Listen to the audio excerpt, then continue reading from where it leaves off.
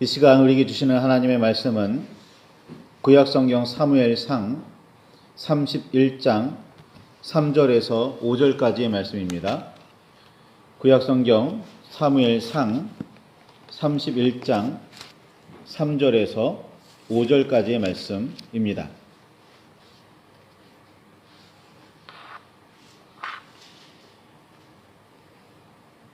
찾으셨으면 우리 함께 말씀을 봉독하시겠습니다.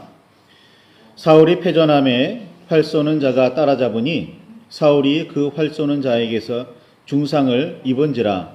그가 무기를 든 자에게 이르되 내 칼을 빼어 그것으로 나를 찌르라. 할례 받지 않은 자들이 와서 나를 찌르고 모욕할까 두려워하노라. 하나 무기를 든 자가 심히 두려워하여 감히 행하지 아니하는지라. 이에 사울이 자기의 칼을 뽑아서 그 위에 엎드러짐에 무기를 든 자가 사울이 죽음을 보고 자기도 자기 칼 위에 엎드러져 그와 함께 죽으니라. 아멘. 주님 우리의 마음을 여시어 말씀을 깨닫게 하옵소서. 아멘.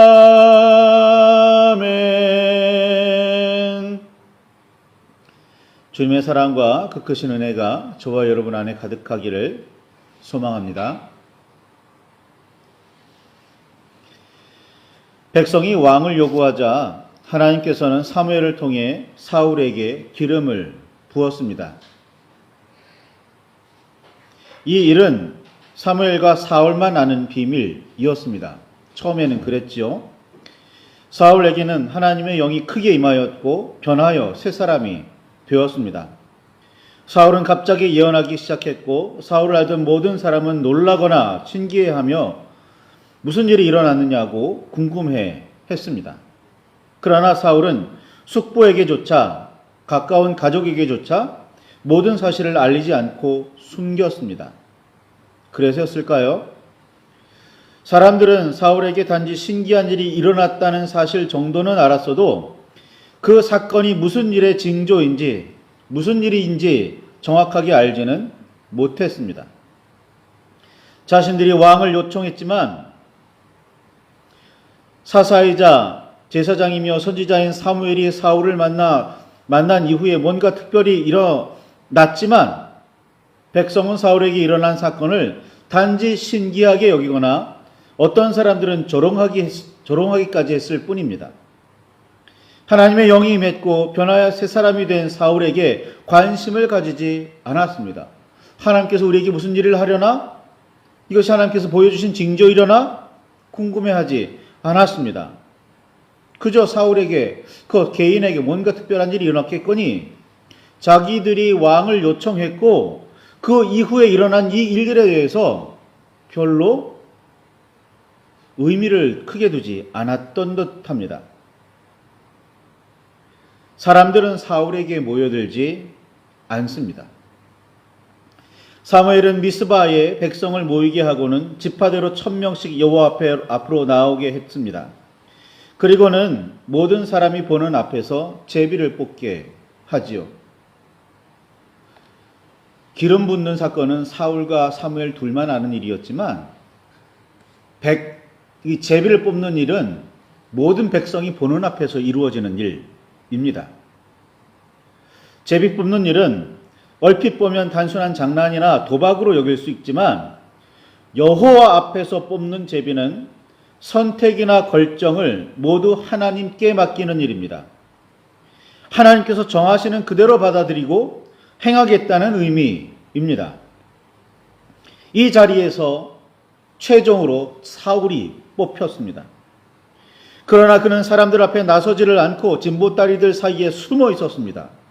하나님께서 너를 세우셨다. 하나님께서 너를 뽑으셨다. 그런데 사람들 앞에 나서지를 않습니다. 그런 사울을 찾아낸 사무엘은 너희는 여호와께서 택하신 자를 보느냐? 모든 백성 중에 짝할 리가 없느니라 라고 말했고 온 백성은 공동 번역이나 새 번역의 번역에 따르면 우리 임금 만세라고 외치며 즐거워했습니다. 단지 그냥 우리에게 왕이 있다, 하나님께서 세우신 왕이다 정도가 아니었던 겁니다. 이를 인정하지 않고 이 사람이 어떻게 우리를 구원하겠느냐라며 불퉁거리는 불량배는 일부 있었지만, 사무엘은 백성에게 나라의 제도를 말하고 책에 기록하여 여호와 앞에 두는 등 하나님께서 백성에게 왕을 주셨고 그가 바로 사울임을 분명하게 알렸습니다. 하나님께서 사울을 이스라엘의 왕으로 세우셨음을 백성이 모두 알게 되었지만, 사울은 한동안 고향에서 소를 몰며 밭을 갈아야 했습니다. 제비 뽑은 이후에 마음이 하나님께 감동된 유력한 자들이 사울과 동행하기는 했지만 이상하지요. 왕위에 앉히지는 않았습니다. 하나님께 왕을 요구했고 하나님께서 사울을 택하셔서 이스라엘의 왕으로 세우셨다는 사실은 분명하게 알았지만, 백성은 사울을 왕위에 앉혀서 하나님의 뜻을 실현하지는 않았습니다. 사울도 정당성을 주장하며 왕위에 앉으려고 애쓰지는 않았던 모양입니다. 무슨 생각이었을까요?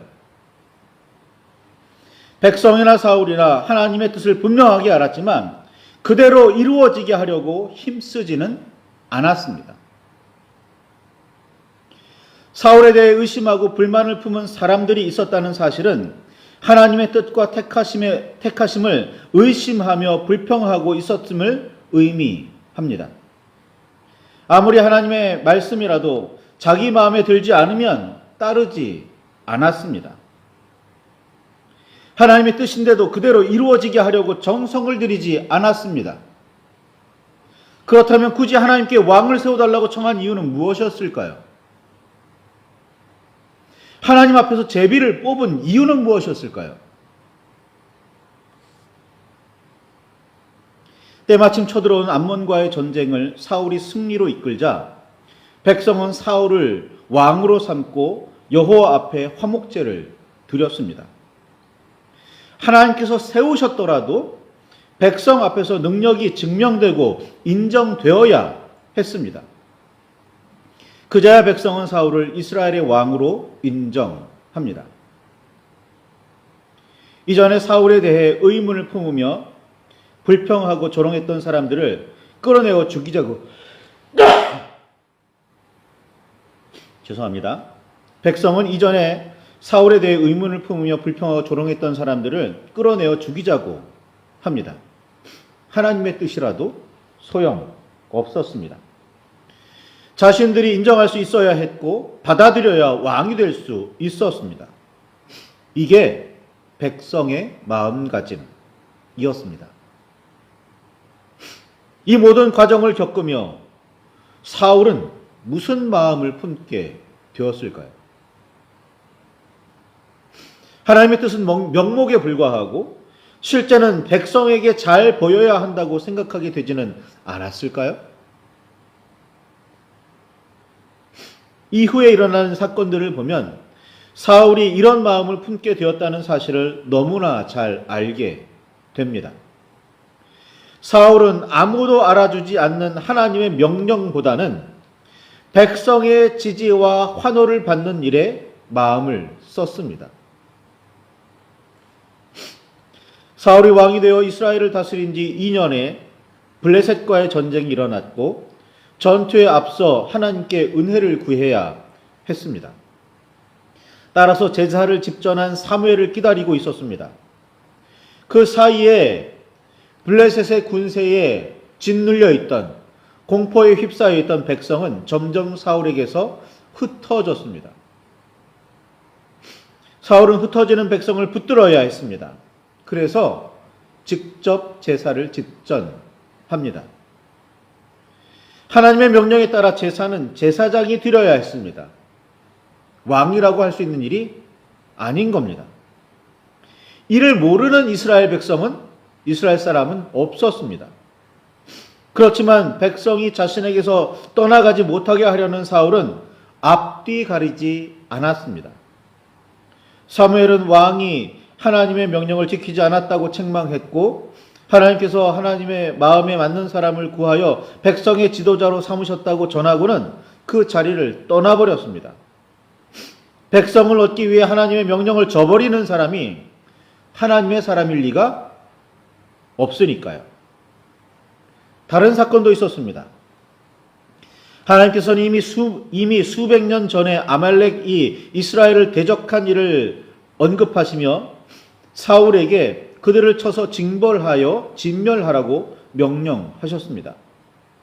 아무리 오래된 일이라도 참된 회개와 온전한 변화가 없다면 용서하지 않으시는 하나님을 만나게 되기도 하지만 동시에 그동안 주신 기회에도 깨닫지 않고 돌이키지도 않는 아말렉을 알게 되기도 합니다.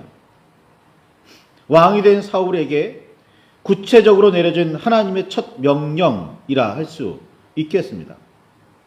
하나님의 뜻을 온전히 실현하느냐 마느냐, 이제는 전적으로 사울의 문제였습니다. 사울은 잘 아시다시피 아말렉을 진멸하지 않았습니다. 사무엘을 통한 하나님의 책망에 이렇게 말할 뿐입니다. 나는 실로 여호와의 목소리를 청종하여 여호와께서 보내신 길로 가서 아말렉 왕 아각을 끌어왔고 아말렉 사람들을 진멸하였으나 다만 백성이 그 마땅히 멸할 것 중에서 가장 좋은 것으로 길갈에서 당신의 하나님 여호와께 제사하려고 양과 소를 끌어왔나이다 라고 말이죠. 자신은 하나님의 명령대로 모두 이루었는데 백성이 따르지 않았다는 변명입니다. 하나님 앞에서는 통하지 않을 거짓말이지요. 백성의 지지를 얻기 위해서라면 무슨 일이든 하던 사울이었습니다. 그러니 백성의 요구를 들어주어야만 했지요. 아무리 백성의 요구였다고는 하지만 왕인 자신의 선택이자 결정이었습니다. 좀 오래된 말로는 윤허라고 하죠. 왕이 아무리 백성이 요구해도 아무리 신하들이 뭐라고 해도 왕이 허락하지 않으면 할 수 없는 거예요. 그게 왕정입니다. 그걸 인정하고 사울을 왕으로 세운 거잖아요. 그러니 백성이 요구했다고 해도 왕이 그거 아니야, 하나님의 뜻이 그거 아니야 라고 들어주지 않으면 할 수 없는 일이었어요. 사울이 허락했잖아요. 그런데 자신은 잘못이 없다고 말합니다. 정말 잘못이 없는 걸까요? 사울은 백성을 핑계로 책임을 벗으려고 합니다. 이런 사울에게 사무엘은 사무엘상 15장 22절과 23절에 이렇게 말합니다. 여호와께서 번제와 다른 제사를 그의 목소리를 청조하는 것을 좋아하심과 같이 좋아하시겠나이까? 순종이 제사보다 낫고 듣는 것이 수량의 기름보다 나으니 이를 거역하는 것은 점치는 죄와 같고 완고한 것은 사신 우상에게 절하는 죄와 같음이라. 왕이 여호와의 말씀을 버렸으므로 여호와께서도 왕을 버려 왕이 되지 못하게 하셨나이다 라고 단호하게 떠나려고 했고 사울은 그런 사무엘을 붙듭니다. 그러면서 이렇게 말하지요. 사무엘상 15장 30절에 내가 범죄했을지라도 이제 청하옵나니 내 백성의 장로들 앞과 이스라엘 앞에서 나를 높이사 나와 함께 돌아가서 내가 당신의 하나님 여호와께 경배하게 하소서라고 청합니다. 아무리 하나님 앞에서는 죄인이라도 백성 앞에서는 그래도 체면 좀 세워달라는 말입니다. 하나님께 죄를 지었는데 그 문제는 어떻게든 풀어내려고 하지 않고 백성 앞에서의 체면을 생각하는 사람이 사울이었습니다. 내가 하나님 앞에 죄인이 되었구나. 그거 마음이 아프질 않아요. 마음은 아팠을지 몰라도 그렇게 크게 생각하질 않아요. 대신 사울이 크게 생각한 문제, 중요하게 생각한 문제는 뭐예요? 백성 앞에서 체면이 깎이면 안 된다는 겁니다. 위신이 깎이면 안 된다는 거예요. 성경은 이런 사울에 대해서 사무엘상 14장 50절에 이렇게 평가합니다. 사울은 사는 날 동안에 블레셋 사람과 큰 싸움이 있었으므로 사울이 힘센 사람이나 용감한 사람을 보면 그들을 불러 모았더라 라고 말입니다. 블레셋과의 싸움, 그 통치 기간 내내 있었던 전쟁에서 하나님을 의지하는 게 아니에요. 힘센 사람, 용기 있는 사람을 의지합니다.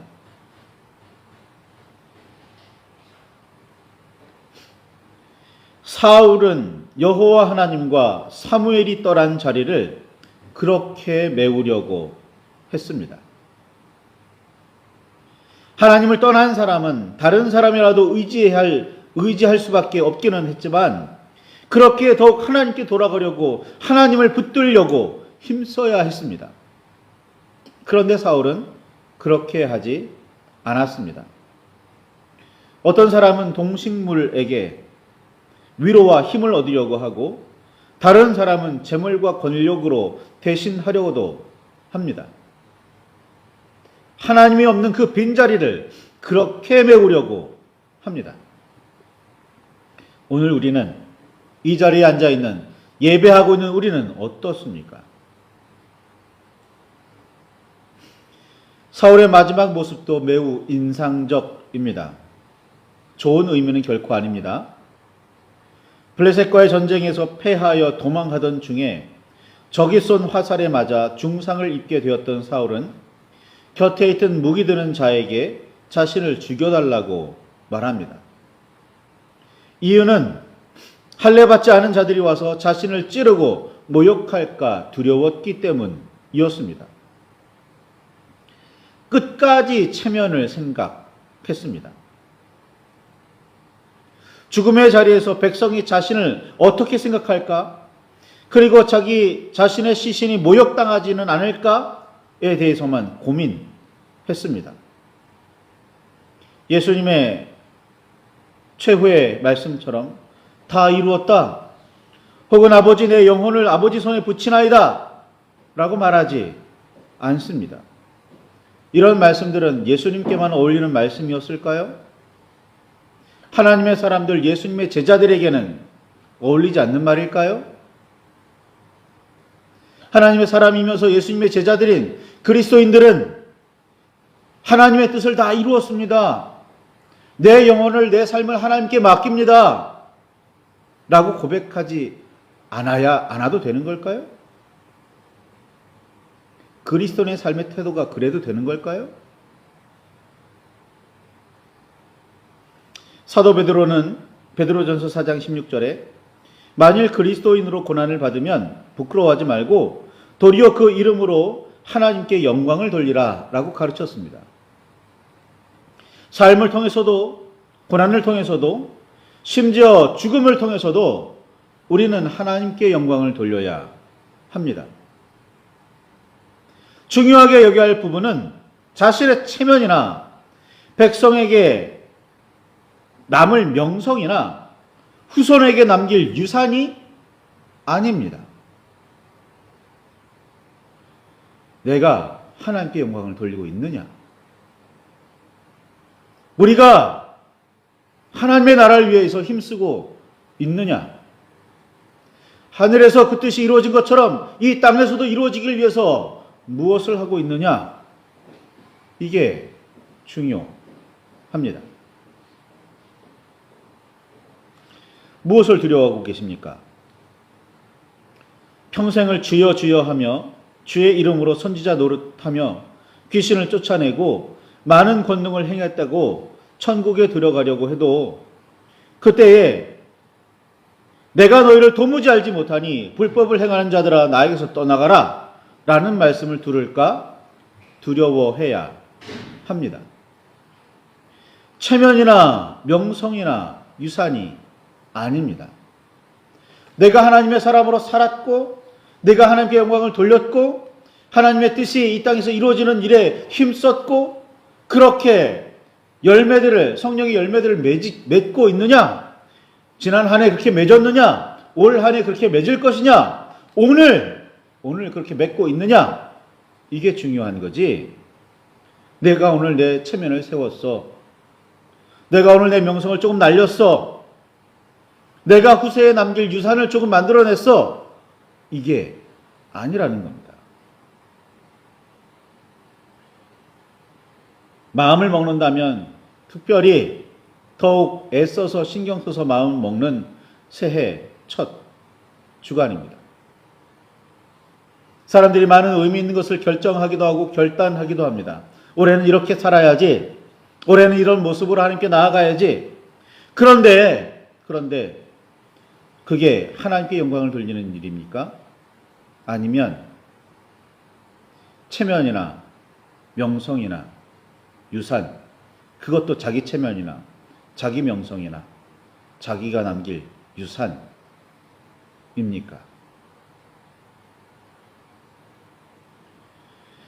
말씀을 붙들고 깊이 묵상하시며 기도하시길 바랍니다.